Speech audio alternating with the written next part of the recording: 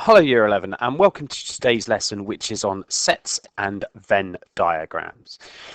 We've got a couple of do it now tasks up on the board for you to have a go at, so pause the video now and have a go at those two questions.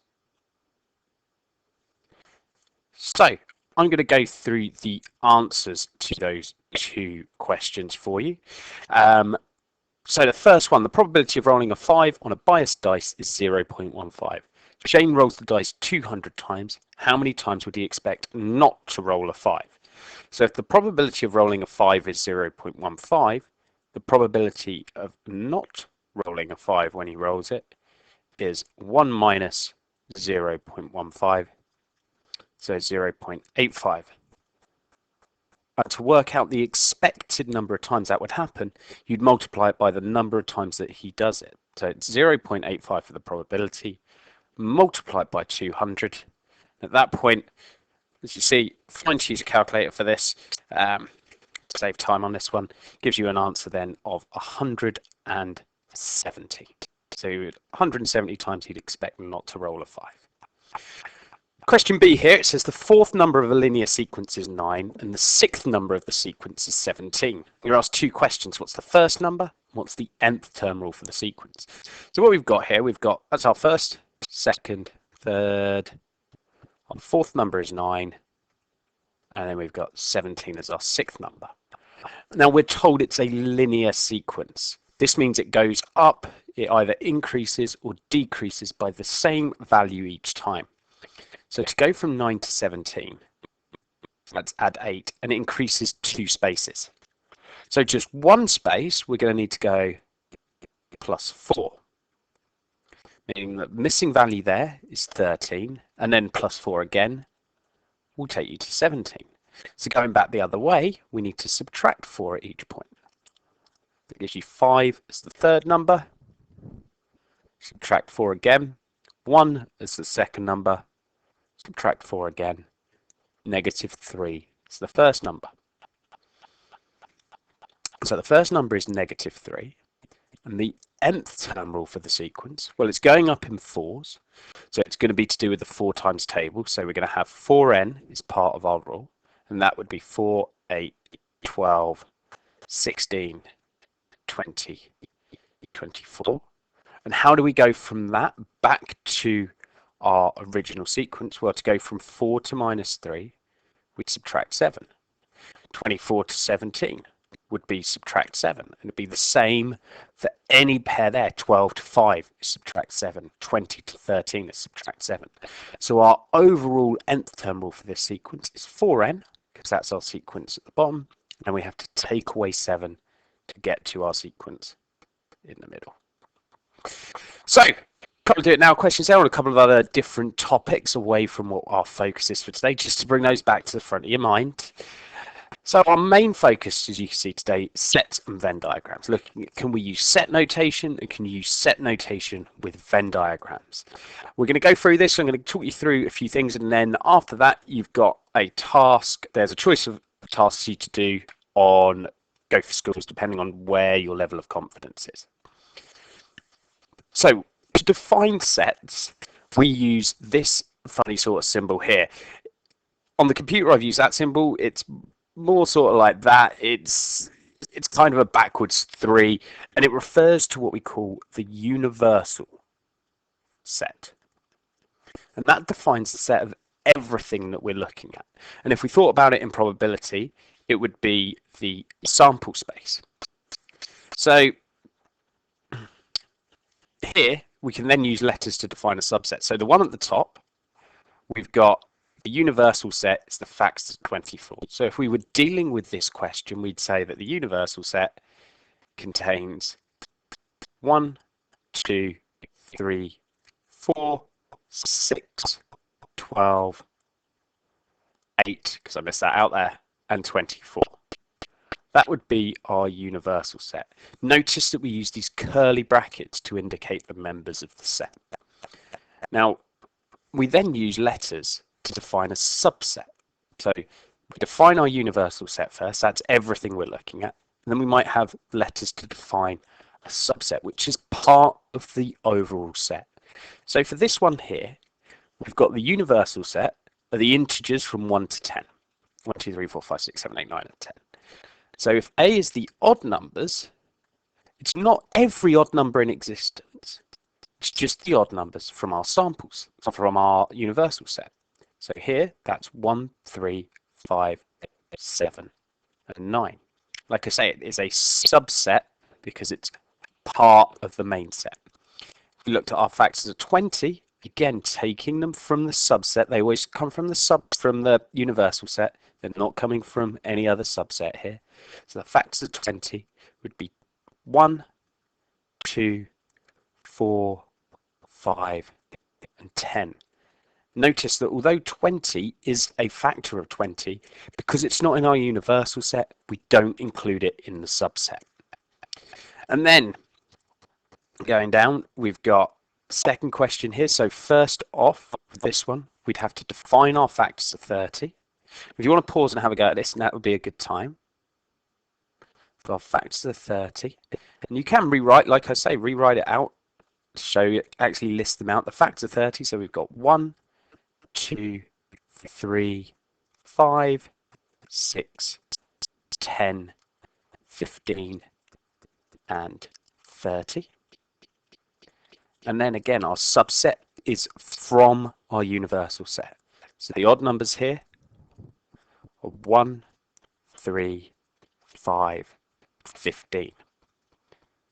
The multiples of 3 taken from the universal set, that's just 3, 6, 15, and 30.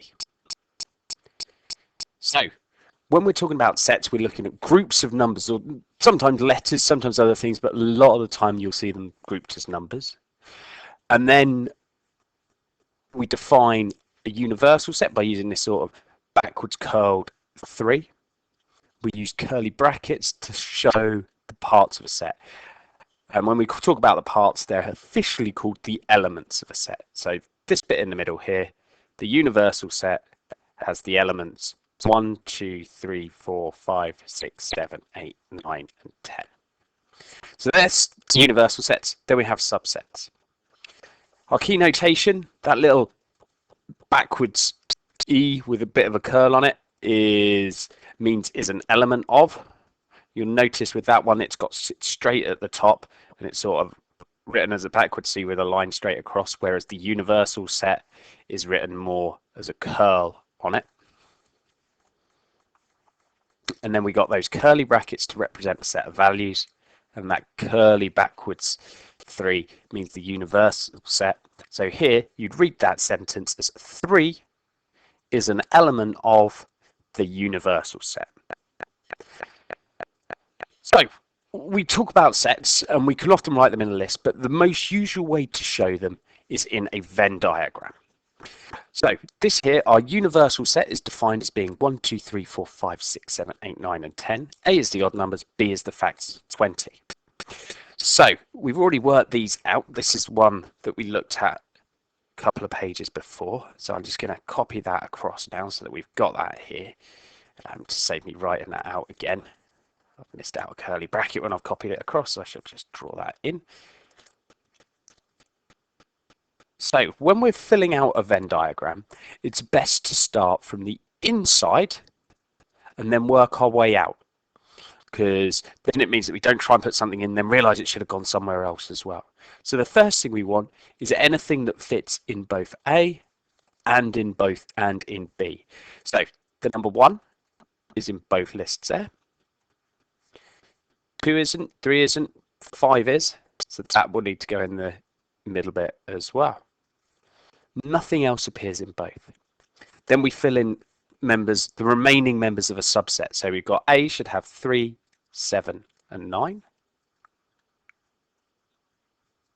B will have 2, 4, and 10. And this point is where people often just stop and go, well, we've done it now. But we've got to look at the universal set. We've already included 1, 3, 5, 7, and 9.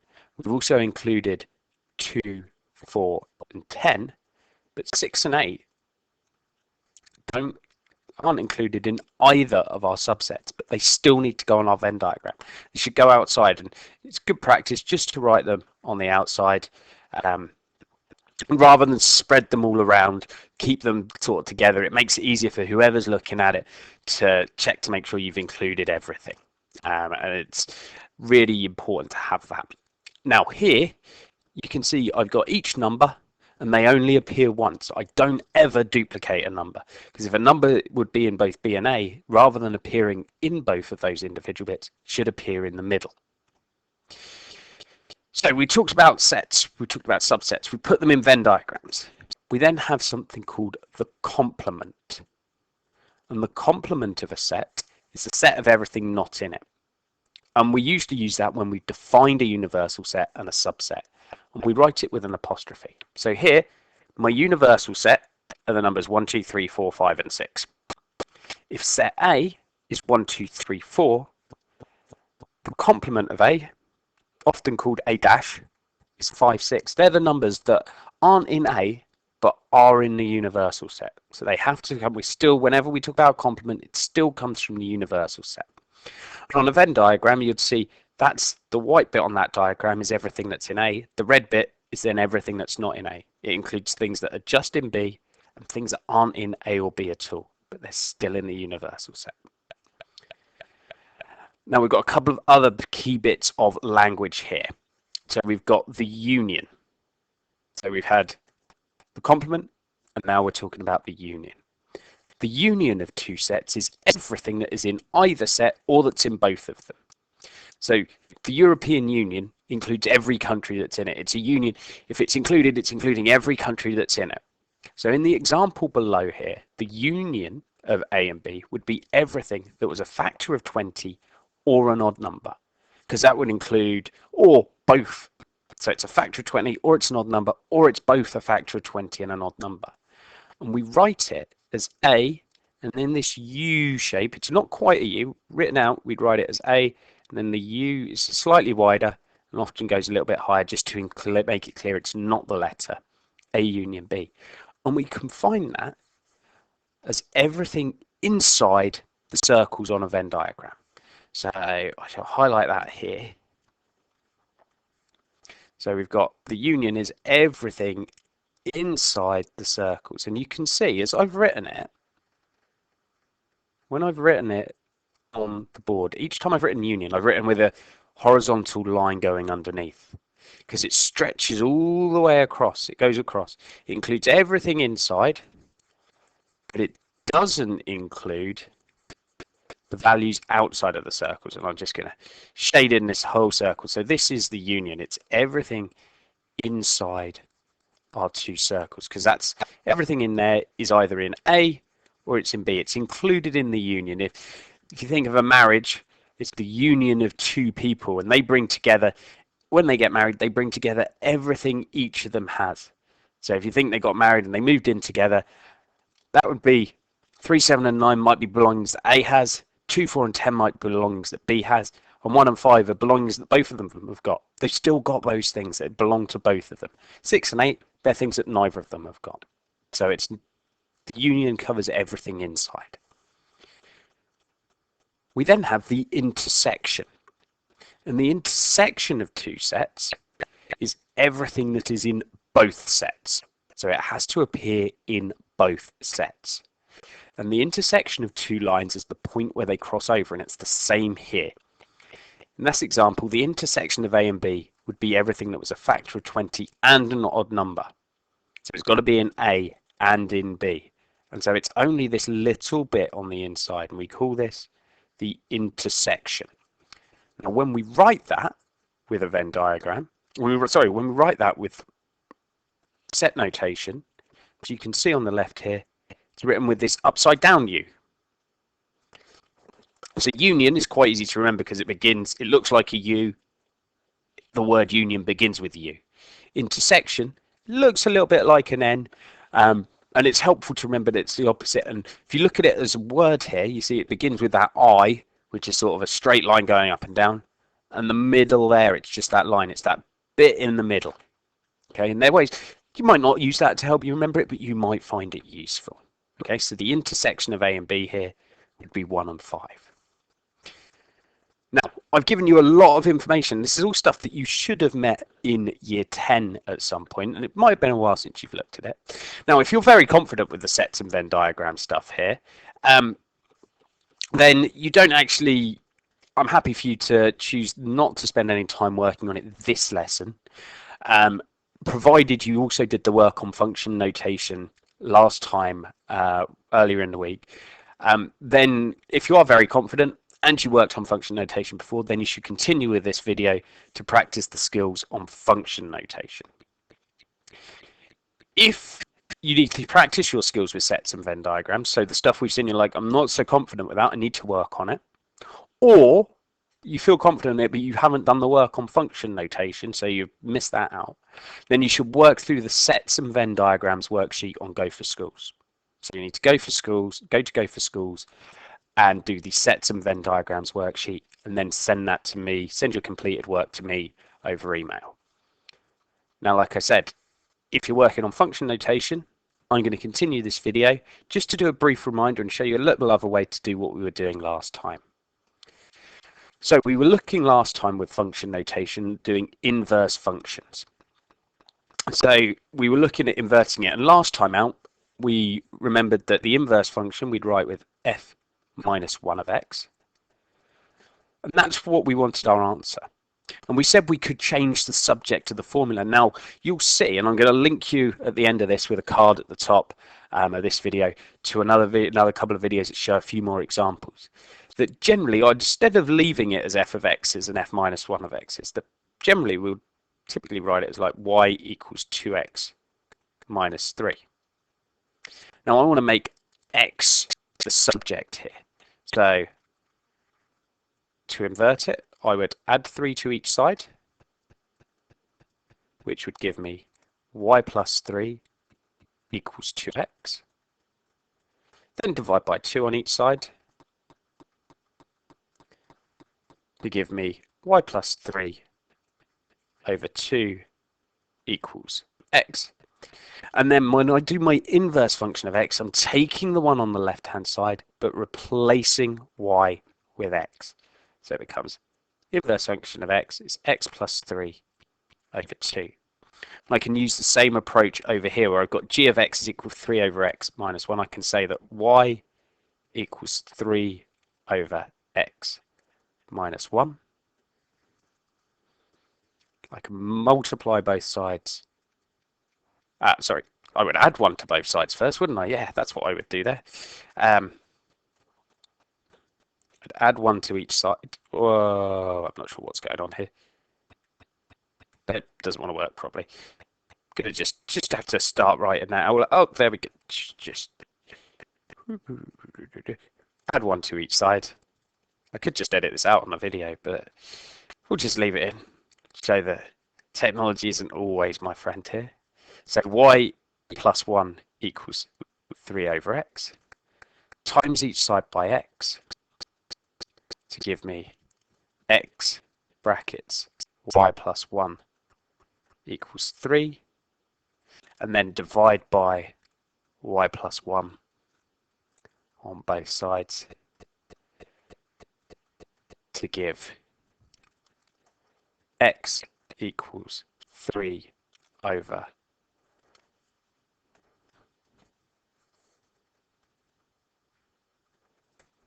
y plus 1.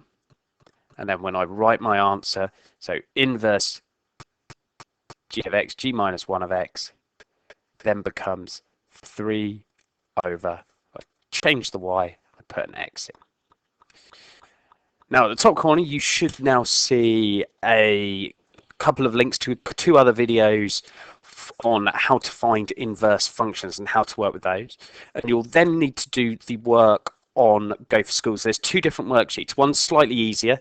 It includes functions more like the one on the left. So if you're still a bit shaky with this, you want to start with easier functions to work with, do the one that's labeled as easier. If you're there and you're like, no, I feel really confident with this, I want to properly challenge myself, I really want to push towards that high grade 6, towards even grade 7, and possibly beyond that with some of this, try the functions labeled functions harder. Okay, Watch videos if you need any support, and then obviously send your work through to me to finish. Okay then, year 11. Have a good day, and then I will see you for your live lesson tomorrow.